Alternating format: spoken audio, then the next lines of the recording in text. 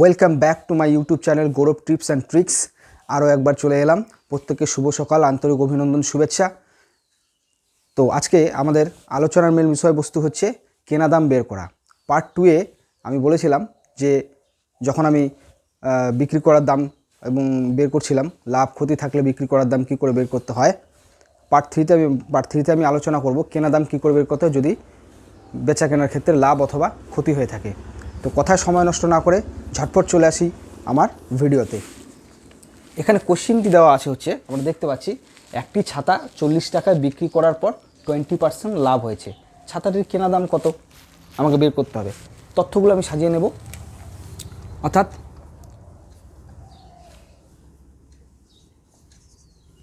বিক্রয় মূল্য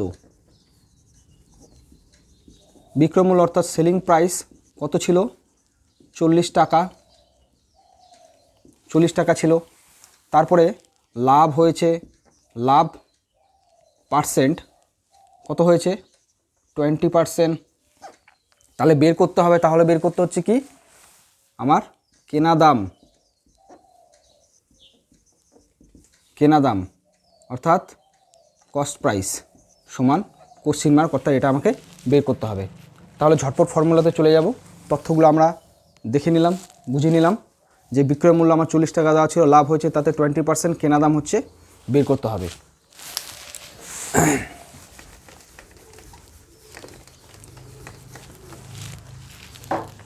সবার প্রথমে ফর্মুলাটি লিখে নেব, তাহলে আরও সুবিধা হবে করতে।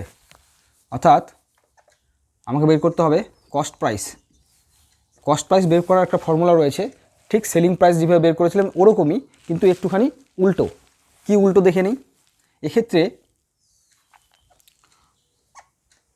100 প্লাস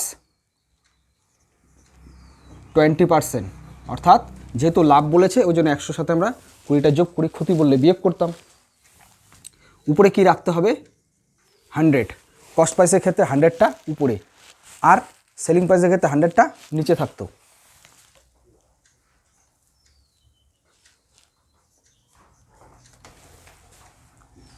আর এখানে হচ্ছে বিক্রি করার দাম 40 টাকা, ওটা রাখতে হবে।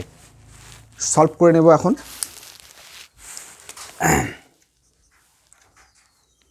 120 ইন্টু 40 ভাগ করলে হবে 3, 100কে 3 দিয়ে ডিভাইড করলে 33 সামথিং, 33.33 হয়, কিন্তু এক্ষেত্রে আমরা 33 নিয়ে নিতে পারি।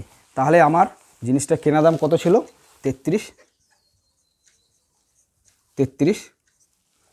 টাকা। ভিডিওটি যদি ভালো লেগে থাকে অবশ্যই লাইক করবেন, শেয়ার করবেন, সাবস্ক্রাইব করবেন, যাতে আমি আরও অনুপ্রেরণা পাই এবং নতুন নতুন ভিডিও আনার আগ্রহ জন্মায়। প্রত্যেককে অসংখ্য ধন্যবাদ। সুস্থ থাকবেন, ভালো থাকবেন।